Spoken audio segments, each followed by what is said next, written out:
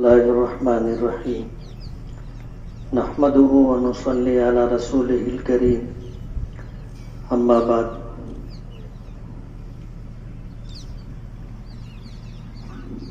فاعوذ باللہ من الشیطان الرجیم بسم اللہ الرحمن الرحیم فقلت استغفروا ربکم انہ کان غفارا یرسل السماء علیکم مدرارا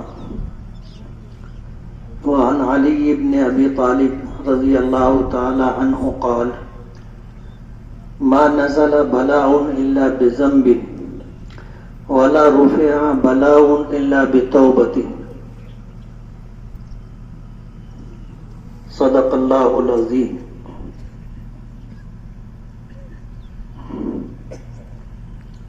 بزرگان محترم اور عزیز دوستوں، آج تیسرا دن ہے کہ ہم نماز استسقاء کے لیے بارش طلب کرنے کے لیے، بارش مانگنے کے لیے، پانی لینے کے لیے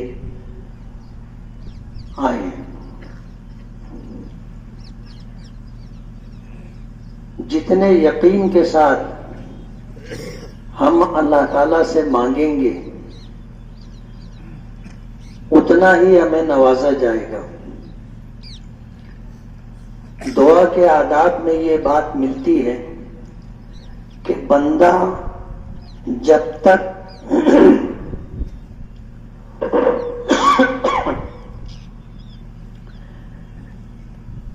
اللہ پر بھروسہ رکھتا ہے، دعا کی قبولیت کا یقین رکھتا ہے، اس کی دعا قبول ہوتی رہتی ہے۔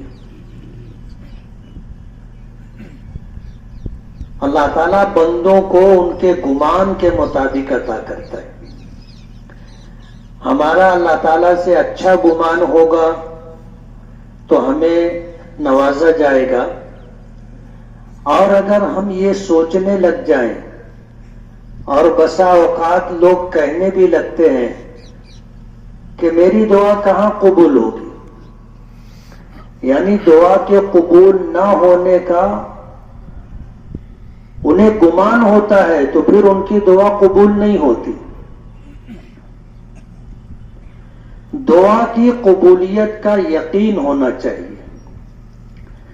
آج ہم میں ایسے لوگ بھی ہیں کہ پہلے دن جب نماز پڑھی گئی بارش نہیں ہوئی، دوسرے دن نماز پڑھی گئی بارش نہیں ہوئی، تو سوشل میڈیا پر اسے عنوان بنا لیا گیا۔ کسی سے اختلاف ہو سکتا ہے، لیکن اختلاف کا یہ مطلب نہیں ہے کہ آپ شریعت کے احکام، حضور پاک صلی اللہ علیہ وسلم کے طریقوں کی اور دعا جیسی اہم چیزوں کا مذاق اڑانے لگ جائیں۔ سوشل میڈیا پر کچھ لوگوں نے یہ لکھنا شروع کر دیا، بولے دیکھو نماز پڑھے تھے، کڑک دھوپ نکل آئی، دعا مانگی گئی تھی، کیا ملا؟ آپ کو نماز پڑھانے والے سے اختلاف ہو سکتا ہے، دعا مانگنے والے سے اختلاف ہو سکتا ہے، آپ کو شریعت کا وہ طریقہ جو ہمارے آقا جناب رسول اللہ صلی اللہ علیہ وسلم نے بارش طلب کرنے کے لیے ہمیں عطا کیا ہے، اس کا تو مذاق نہیں اڑانا چاہیے۔ شریعت کے کسی چھوٹے سے چھوٹے عمل کا اور نبی کریم صلی اللہ علیہ وسلم کی کسی چھوٹی سی چھوٹی سنت کا بھی اگر آپ مذاق اڑا رہے ہیں، استہزاء کر رہے ہیں، تو آپ کو کسی مفتی سے جا کر کے فتویٰ پوچھ لینا چاہیے، جو آپ کو بتائے گا کہ آپ کس جگہ پر ہیں، دائرہ اسلام میں ہے یا باہر ہے۔ اور یہ کوئی چھوٹی بات نہیں ہے، بہت سنگین بات ہے، بہت سنگین بات ہے۔ ابھی کل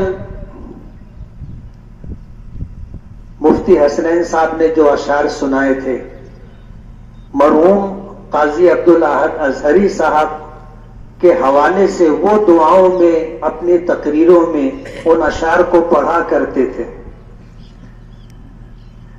کہ حق پرستوں کی اگر کی تو نے دل جوئی نہیں، تانا دیں گے بدھ کہ مسلم کا خدا کوئی نہیں۔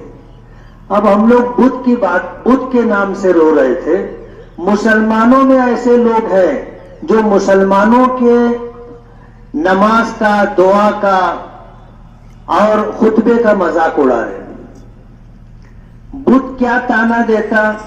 جو مسلمان ہے وہ ہم کو تانا دے رہے ہیں۔ کتنی خراب بات ہے، انتہائی رقیق، انتہائی خسیس بات ہے۔ اب ظاہر بات ہے ہمارے ہاتھ میں کیا ہے؟ سب کچھ تو اللہ رب العالمین کے قبضے قدرت میں ہے۔ اس کا ایک اشارہ ہمارا ہی نہیں پوری دنیا کے حالات کو بدل سکتا ہے۔ مسائل ہمارے ہی نہیں پوری دنیا کے مسئلوں کا حل اللہ پاک کے قبضے قدرت میں، اور اللہ کے لیے بہت معمولی بات ہے۔ قرآن کریم میں ایک سے زائد مقامات پر کہا گیا کہ اذا قضى امرا فانما يقول له كن فيكون۔ جب اللہ تعالیٰ کسی چیز کا فیصلہ فرما لیتے تو اللہ تعالیٰ کا صرف یہ حکم دے دینا کہ ہو جا، وہ کام ہو جاتا ہے۔ ہم اسباب کے محتاج ہیں، اللہ اسباب کا محتاج نہیں۔ وہ تو اسباب کو پیدا کرنے والا ہے، وہ مسبب الاسباب ہے، وہ اسباب کا پابند نہیں ہے۔ ہمارا ایمان ہے کہ حالات کتنے ہی مخالف ہوں، لیکن اللہ اگر چاہیں گے تو سب ہو جائے گا، اور حالات کتنے ہی موافق ہوں، اللہ پاک نہیں چاہیں گے تو کچھ نہیں ہوگا۔ حضرت علی رضی اللہ تعالی عنہ سے کسی نے پوچھا تھا کہ اللہ ہے، اس کی کیا دلیل ہے؟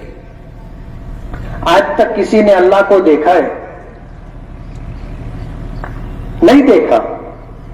ہم نے اللہ کو نہیں دیکھا، فرشتوں کو نہیں دیکھا، ہم نے جنت کو نہیں دیکھا، جہنم کو نہیں دیکھا، لیکن ہم ایمان رکھتے ہیں۔ اسی کو ایمان بالغیب کہا جاتا ہے۔ ہم نے دیکھا نہیں ہے،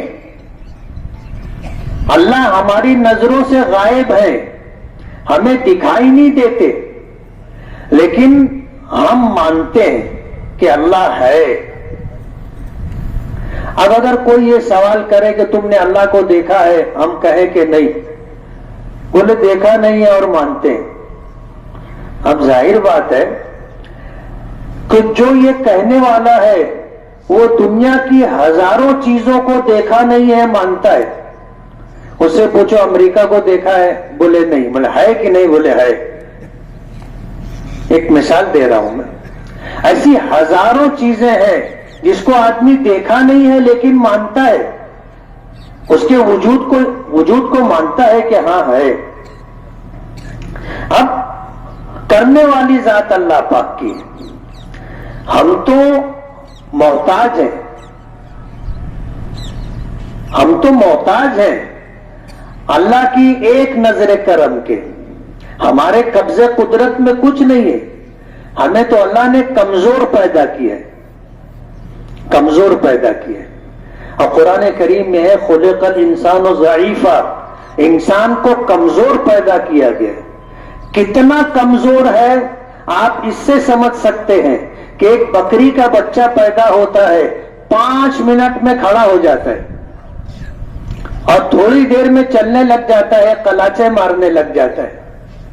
اور انسان کا بچہ پیدا ہوتا ہے، مہینوں اس کو سدھ نہیں رہتی، اگر ماں مامتا نہیں ہوتی اور بچے پر وہ متوجہ نہیں ہوتی تو یہ بچہ مر جاتا۔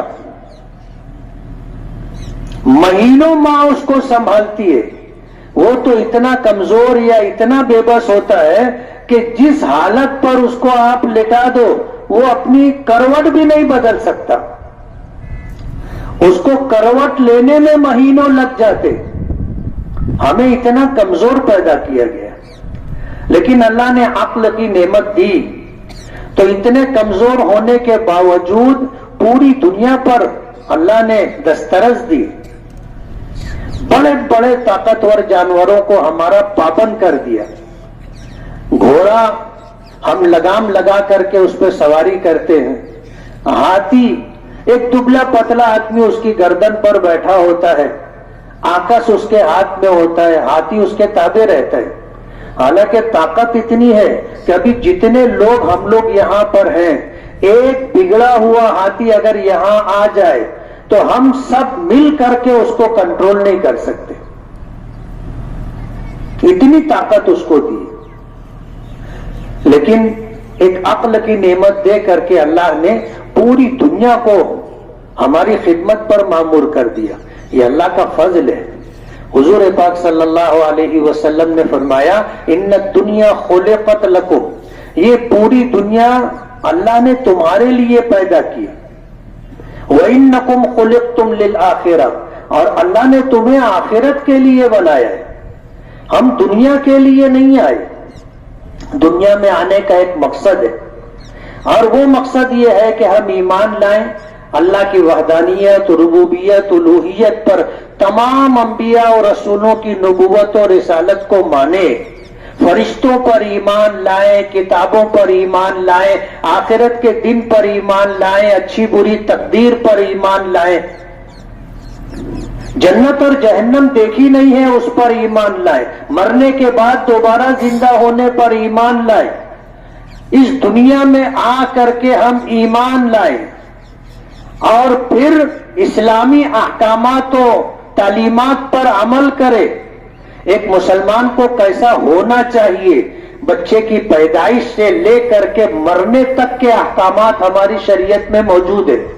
کچھ احکامات ایسے ہیں جو مجھے خود کرنے، اور کچھ احکامات ایسے ہیں کہ دوسروں کو انجام دینے. تفصیل کا موقع نہیں ہے، لیکن ہم پابند ہیں. ہم پابند ہیں، آزاد نہیں، ایک لمحے کے لیے بھی آزاد نہیں. اقبال نے تو کس پس منظر میں کہا تھا کہ تیرے آزاد بندوں کی نہ یہ دنیا نہ وہ دنیا، یہاں مرنے کی پابندی وہاں جینے کی پابندی. بہت دور کی بات کہی. جو لوگ آزاد مزاج رکھتے ہوں اور من چاہی زندگی گزارنا چاہتے ہوں، ظاہر بات ہے کتنے دن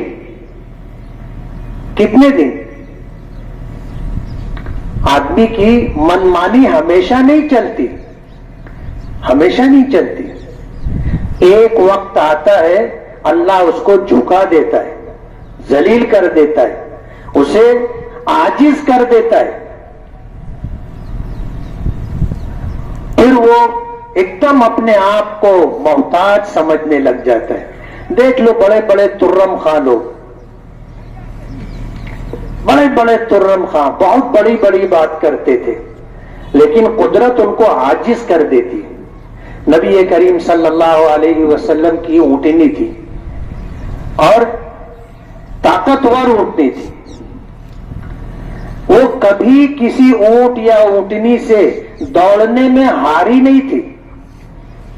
ایک مرتبہ ایسا ہوا کہ ایک نوجوان صحابی آئے، ان کا جوان اونٹ تھا، دوڑ کا مقابلہ ہوا، اس کا اونٹ حضور کی اونٹنی سے آگے نکل گیا. حضرت عمر سے برداشت نہیں ہوا، تلوار نکال لی.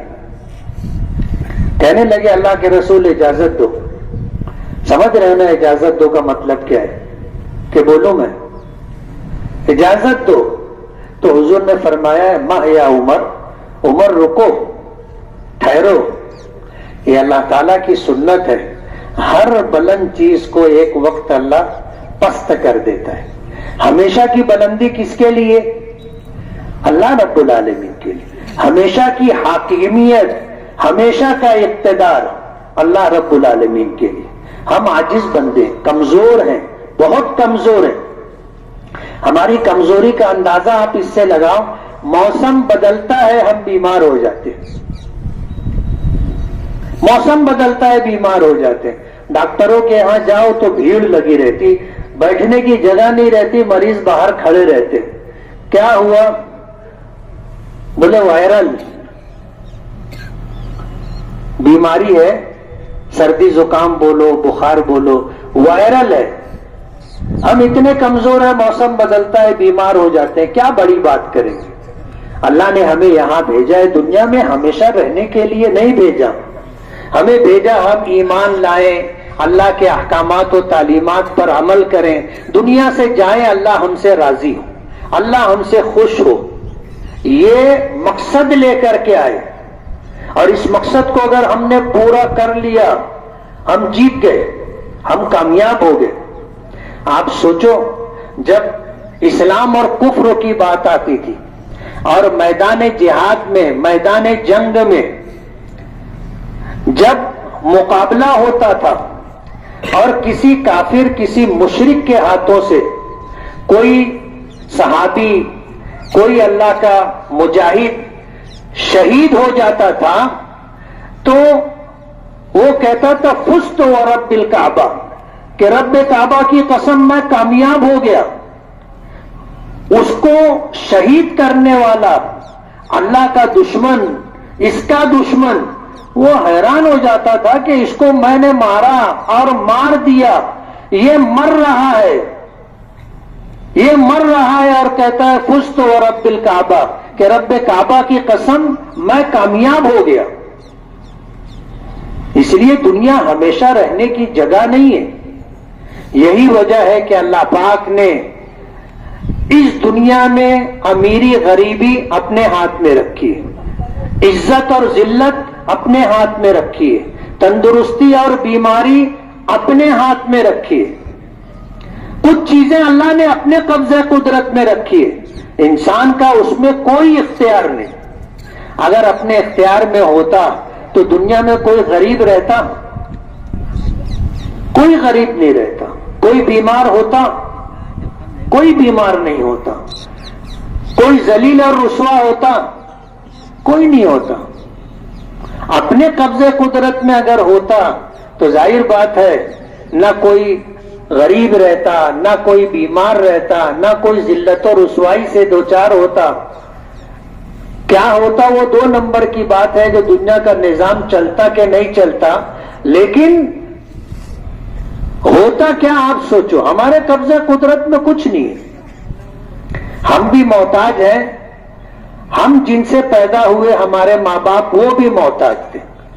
ماں کو اپنے بچوں سے کتنی محبت ہوتی، اگر ماں کے اختیار میں ہوتا تو کسی کا بچہ کالا ہوتا، بدصورت ہوتا، غریب ہوتا، معذور ہوتا، بیمار ہوتا؟ نہیں ہوتا۔ بچہ بیمار ہو جائے ماں باپ رات رات بھر جاگتے ہیں، ایک ڈاکٹر، دو ڈاکٹر، تین ڈاکٹر، نہ جانے کتنے ڈاکٹروں کے چکر لگائے جاتے ہیں، گھر بیچ دیتے ہیں، پراپرٹی بیچ دیتے ہیں اپنے بچوں کے علاج کے لیے۔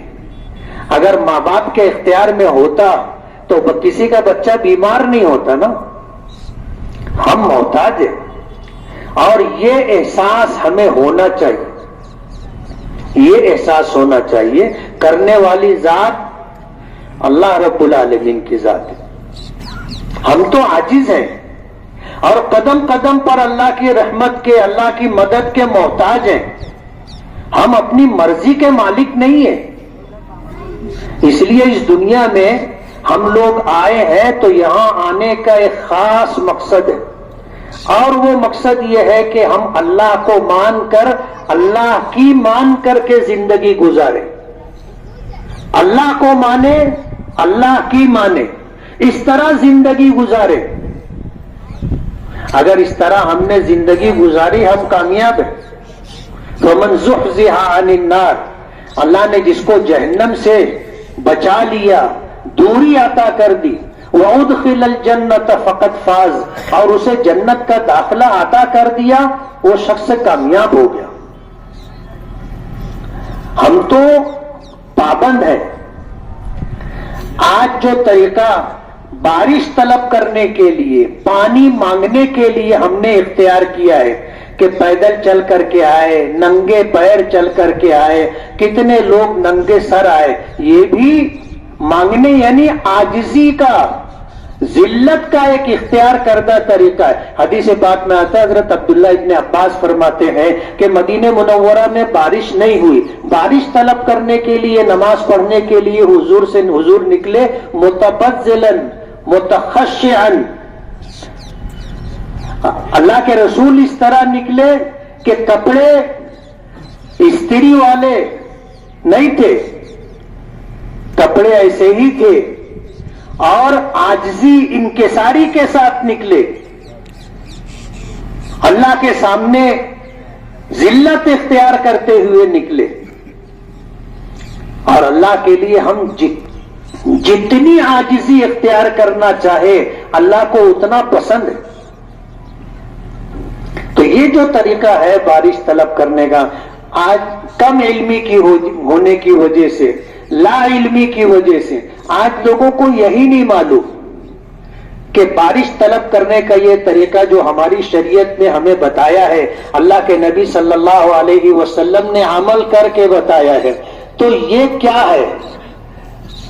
لوگ پوچھنے لگے کہ نماز کیوں پڑھتے ہیں؟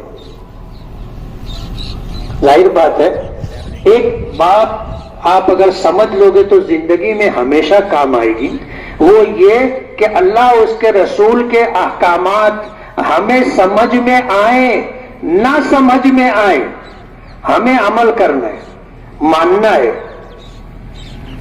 ہر چیز کی حکمت اور ہر چیز کی وجہ جاننے کی ضرورت نہیں ہے۔ ہم اللہ کے بندے ہیں، اللہ کے احکامات کے تابع ہیں، ہم اللہ کے رسول صلی اللہ علیہ وسلم کے امتی ہیں، ہم آپ کی سنتوں کے تابع دار ہیں۔ آپ نے جو طریقہ ہمیں دیا ہے اس طریقے کے مطابق زندگی گزاریں گے، ہمیں سمجھ میں آئے نہ سمجھ میں آئے ماننا ہے، یہ مزاج رہنا چاہیے۔ اور وہ احکامات جیسے نماز ہے، روزہ ہے، زکوٰۃ ہے، حج ہے، ایسی جو چیزیں ہیں ان کے مسائل کو جاننا ضروری ہے۔ پوچھیں آپ، بہت سارے لوگوں نے پوچھا کہ جیسے استسقاء کی نماز نیت کیا کرنی، بہت لوگوں نے پوچھا۔ علماء کو، جانکار لوگوں کو وقتی طور پر حیرت ہوتی ہے کہ ابے ایک نماز کی نیت بھی نہیں معلوم۔ لیکن اچھی بات یہ ہے کہ نہیں معلوم ہے تو جاننے والوں سے پوچھنے کا حکم ہے، یہ اللہ کے ایک حکم پر عمل کر رہے، پوچھ رہے ہیں کہ کیا نیت کرنی چاہیے۔ استسقاء کے معنی ہے بارش طلب کرنا۔ ہم جب نماز کے لیے کھڑے ہوں گے ہماری نیت یہ ہو کہ ہم 2 رکعت نماز پڑھ رہے ہیں، نیت ہے کہ اللہ تعالی ہمیں بارش عطا فرمائے۔ ہم اللہ کو راضی کرنے کے لیے قبلہ رخ ہو کر کے اپنے نبی کے طریقے کے مطابق ہم نماز پڑھ رہے، نیت یہ ہونی چاہیے۔ کچھ لوگوں نے پوچھا کہ یہ چادر جو جسم پر ڈالتے ہیں یہ چادر کیوں پلٹتے؟ نبی کریم صلی اللہ علیہ وسلم کے جسم مبارک پر چادر تھی، آپ نے نماز اور خطبے کے درمیان اسے پلٹا، اور اس لیے پلٹا تھا یہ حسن تفاعل ہے، اچھی فال لینا۔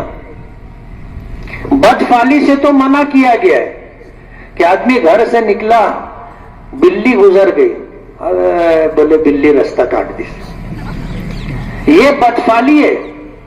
زمانے جاہلیت میں ایسا ہوتا تھا کہ نکلے، کوا بیٹھا تھا تو اس کو اڑاتے تھے، اب وہ کوا اڑا، اگر سیدھی طرف چلا گیا تو بولے سفر اچھا رہے گا، اور اگر ادھر چلا گیا تو بولے کوا جو ہے بائیں طرف چلا گیا، آپ یہ سفر اپنے لیے اچھا نہیں ہے، وہ جھولا لے کے واپس گھر میں چلے جاتے تھے۔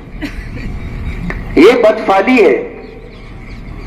گھر سے نکلے، کسی معذور پہ نظر پڑ گئی، کسی محتاج پہ نظر پڑ گئی، کسی بدصورت آدمی پہ نظر پڑ گئی، آدمی بدفالی لیتا ہے، بولے پہلے ہی قدم پہ ناک لگ گئی، سلیمان ابن عبد الملک کے متعلق آتا ہے، وہ شکار کے لیے نکلا، محل کے باہر نکلا، ایک تانے کے اوپر اس کی نظر پڑ گئی.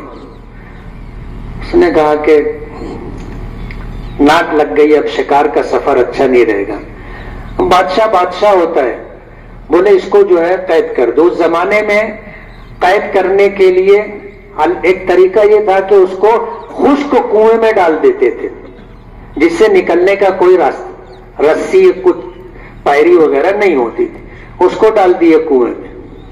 اب یہ چلے گئے شکار پر اور شکار بہت اچھا ہوا، اس کی امیدوں سے زیادہ کامیاب. گمان کرنا، اچھا شگون لینا، اس میں سے ایک عمل یہ بھی ہے کہ آج ہم لوگ جس حالت میں ہیں بظاہر یہ حالت اچھی نہیں ہے. بارش کی ضرورت ہے، بارش نہیں ہو رہی ہے، اور اگر بارش نہیں ہوئی تو کاروباری مندی کا شکار ہو جائیں گے. بارش نہیں ہوئی، سال بھر ہم اپنی ضرورت کیسے پوری کریں گے؟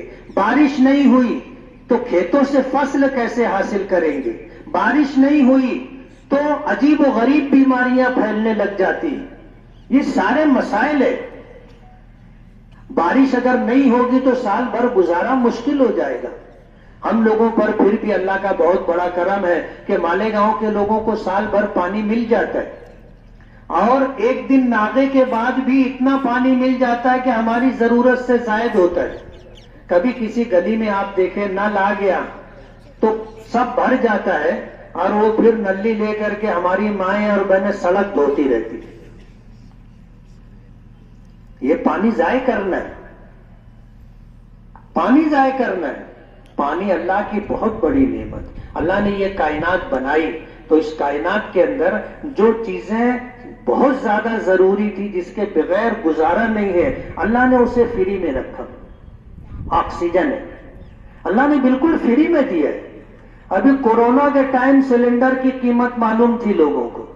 جس کے یہاں کسی کو کورونا ہو گیا وہ کیسے تڑپتا تھا، سلنڈر کے لیے کتنے جتن کرتا تھا، سینکڑوں روپیہ دینے کے لیے تیار رہتا تھا.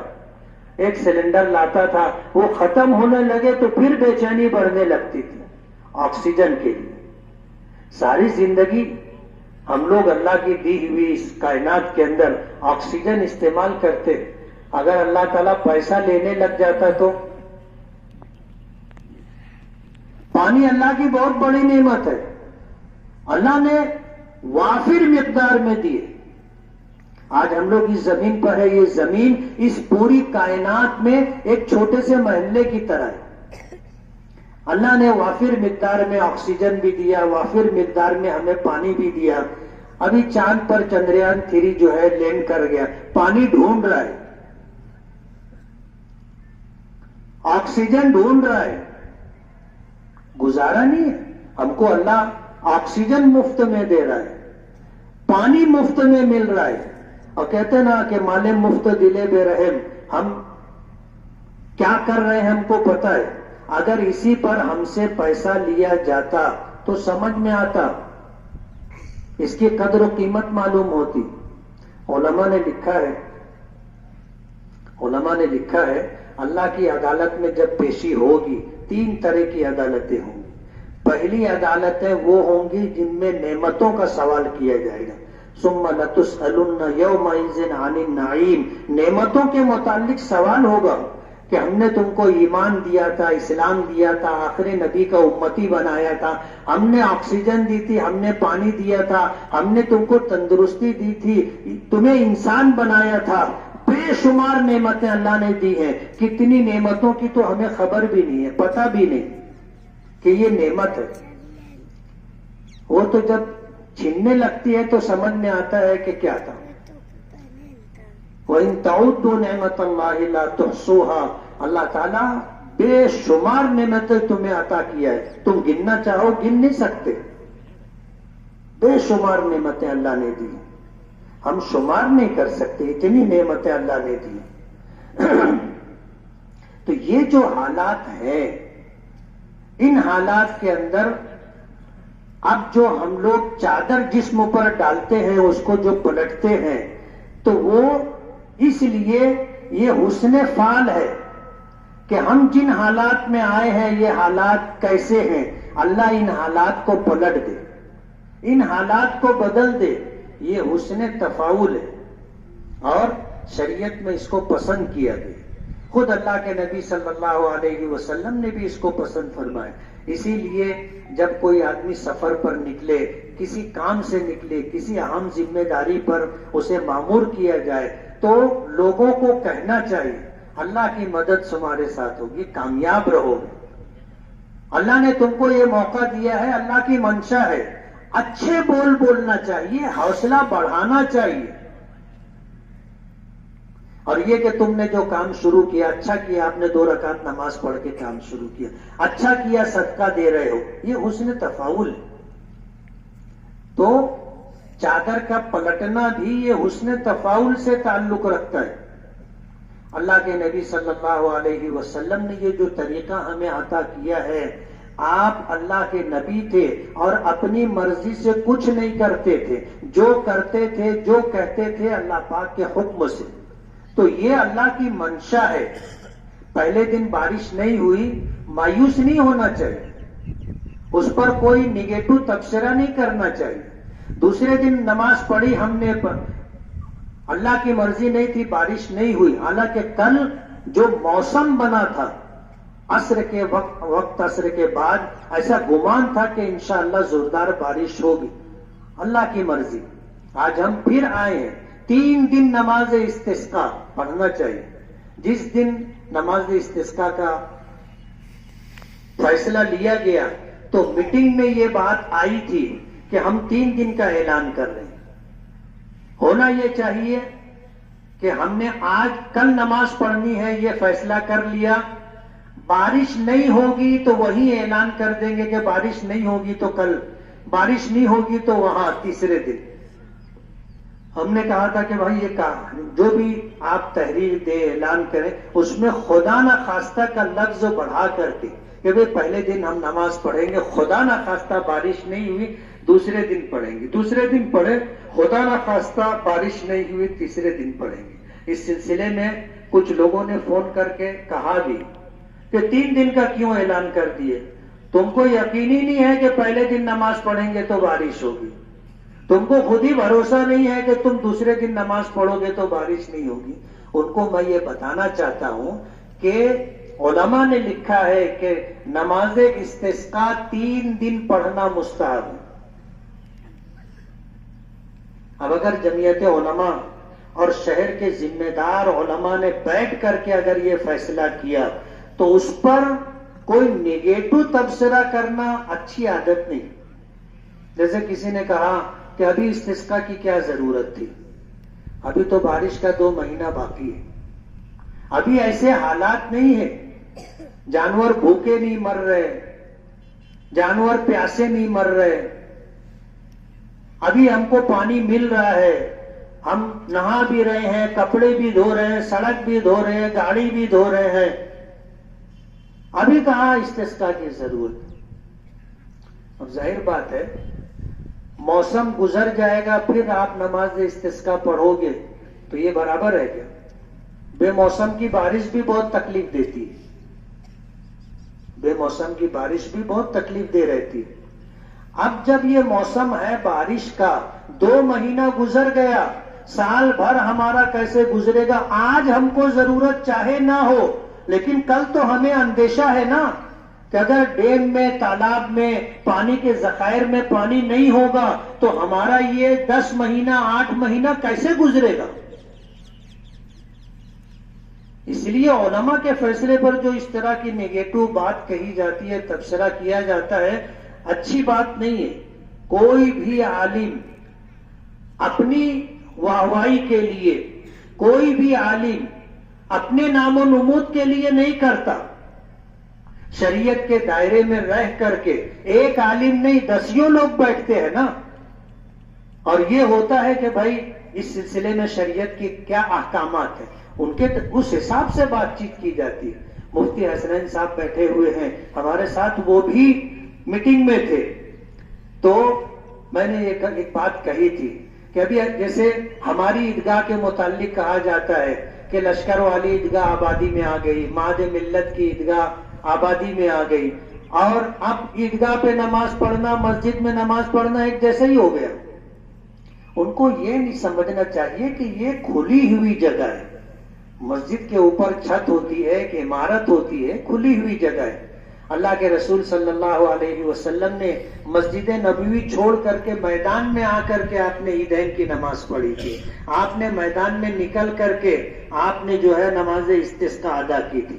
تو میں نے مفتی صاحب سے کہا تھا کہ ایسا تو نہیں ہوگا کہ کل کوئی یہ کہے کہ بھائی جنگل میں جا کے نماز پڑھنا تھا،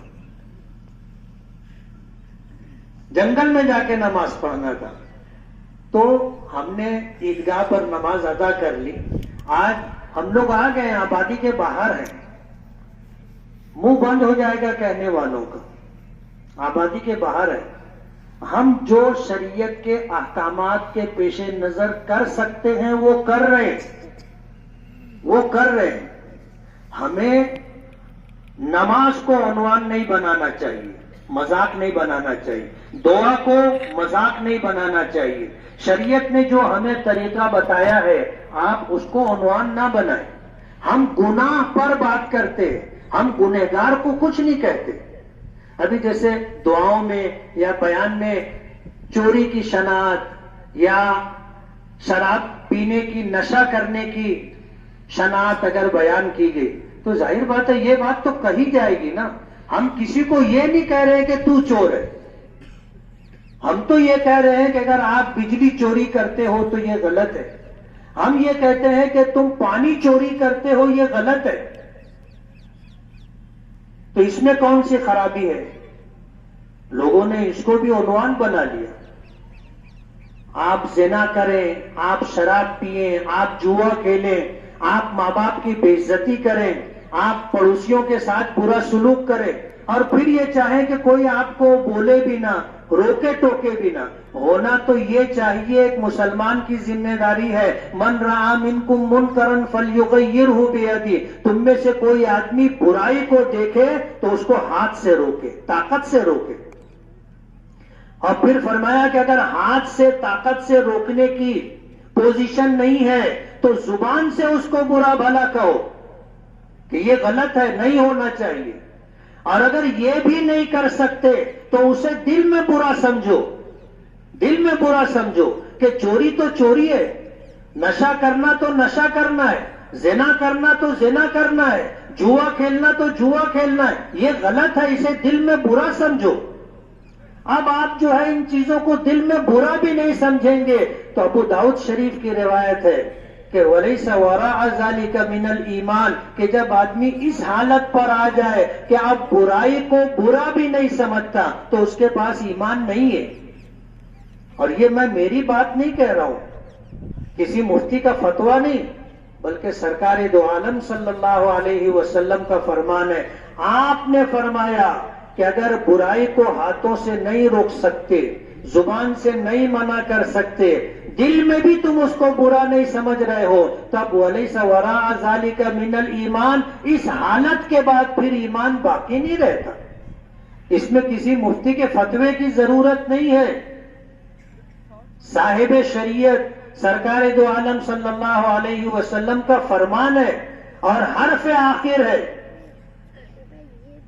اس لیے علماء کو تنقید کا نشانہ بنانا اور ان احکامات کو جو شریعت نے ہمیں عطا کیے ہیں اس کا مذاق اڑانا، اس کا استہزاء کرنا بہت سنگین بات ہے، یہ بات نہیں ہونی چاہیے۔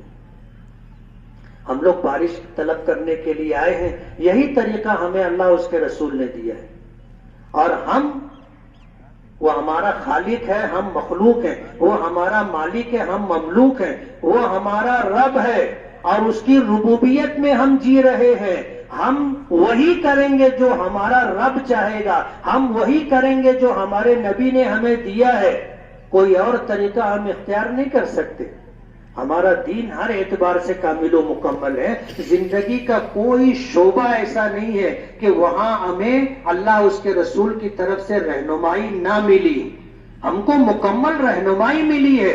ہم میں سب سے زیادہ نیک متقی پرہیزگار وہ ہے جو شریعت کے احکامات پر عمل کرتا ہو. کسی ملامت کرنے والے کی ملامت کی پرواہ نہیں ہونی چاہیے. ہم جو کر رہے ہیں صحیح کر رہے ہیں، ہم مطمئن ہیں. آپ کو اچھا نہیں لگتا ہو الگ بات ہے، لیکن ہم شریعت کے مطابق بارش طلب کرنے کے لیے نکلے ہیں.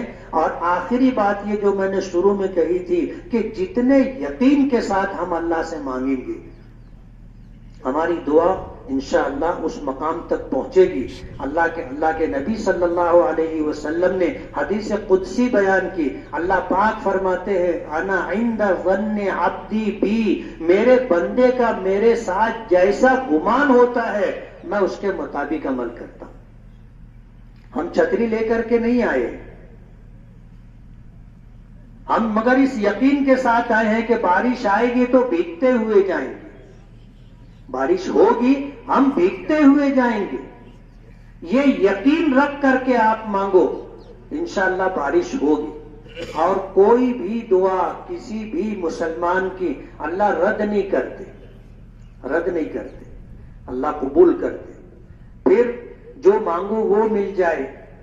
جو مانگا اگر وہ نہیں ملا اس کے بدلے میں اللہ کوئی بہتر چیز عطا کریں گے. اور اگر ایسا بھی نہیں ہوا تو ہماری دعا رائگاں اور بیکار نہیں ہے، بلاؤں مصیبتوں کے ٹالنے کا سبب ہے. اور تیسرا درجہ اللہ کے یہاں یہ دعا ذخیرہ ہوگی اور کل قیامت کے دن ہمیں نیکیوں کی شکل میں ملے گی. تو اس وقت دنیا میں دعا کرنے والے یہ تمنا کریں گے کہ ہم نے جو مانگا تھا دنیا میں نہیں ملا ہوتا، اس کے بدلے میں کچھ نہ ملا ہوتا. آج ہمیں سب سے زیادہ ضرورت ہے اس وقت جو ہے، آج وہ دعائیں ہمیں نیکیوں کے شکل میں مل رہی ہیں. کاش ساری دعا آج کے دن ہمیں نیکیوں کی شکل میں مل جاتی تو ہمارا تو بیڑا پار ہو جاتا. اس لیے مایوس نہیں ہونا. ہم مانگ رہے ہیں، ہر حال میں ہماری دعا قبول ہے. جو مانگے ہیں انشاءاللہ وہ ملے گا. اللہ کی حکمت و مصلحت سے اللہ اس سے بہتر کچھ دینا چاہے اللہ بہتر جانتا ہے. ورنہ ہمارا یہ مانگنا رائگاں اور بیکار نہیں ہے، اللہ کے یہاں خزانے میں جمع ہے. کل قیامت کے دن ہمیں نیکیوں کی شکل میں ملے گا. اور اس میں بھی کوئی جھجک اور شرم نہیں ہونی چاہیے کہ دعا میں آدمی روئے. مجھ کو کچھ لوگ بولنے لگے مفتی صاحب تھوڑا سا نا ایسا احساس ہوتا ہے ابھی میں روؤں گا تو آزو بازو والے لوگ دیکھیں گے. ارے دیکھنے دو نا، تم نہیں رو رہے تو بھی تو لوگ تم دیکھ رہے نا کہ کتنے پتھر دلو تم کو رونا ہی نہیں آ رہا ہے. ہمیں رونا چاہیے. ہمارے نبی نے فرمایا دعا کرو باکو فتح باکو، رو کر کے اللہ سے دعا کرو. رونا نہیں آئے رونے جیسی حالت بناؤ. رونے جیسی حالت آواز کے ذریعے سے، انداز سے ہمارا یہ جھلکنا چاہیے کہ ہم رو رہے ہیں. اس میں کوئی شرم کی بات، کوئی جھجک کی بات نہیں ہے. اللہ کو یہ ادا پسند ہے اور اللہ فرشتوں پر فخر کے ساتھ کہتا ہے کہ میرا یہ بندہ جانتا ہے کہ اس کی دعا میرے سوا کوئی قبول نہیں کر سکتا. میرا یہ بندہ جانتا ہے کہ اس کی ساری مرادیں میں ہی پوری کر سکتا ہوں، اس در کے علاوہ اس کے پاس کوئی دوسرا در نہیں ہے. ہماری تو یہ حالت ہے. اس لیے ہمیں اللہ سے رو کر کے مانگنا چاہیے. رونا نہیں آئے جان بوجھ کر کے رونا چاہیے. اللہ کو یہ ادا پسند ہے. اور انشاءاللہ ہم آئے ہیں حضور پاک صلی اللہ علیہ وسلم پر طریقے پر عمل کرتے ہوئے بارش طلب کرنے کے لیے. انشاءاللہ ہماری مراد پوری ہوگی. اللہ کرم فرمائے گا، باران رحمت کا نزول فرمائے گا. ہماری ساری ضرورتیں اللہ پوری کرتا ہے اور بلا مانگے پوری کرتا ہے. آج جب مانگنے کے لیے آئے ہیں اس نے حکم دیا ہے تم مانگو میں تمہاری دعا قبول کروں گا، اس کا وعدہ ہے. انشاءاللہ اللہ اپنا وعدہ پورا فرمائے گا. صفحہ درست فرمائے.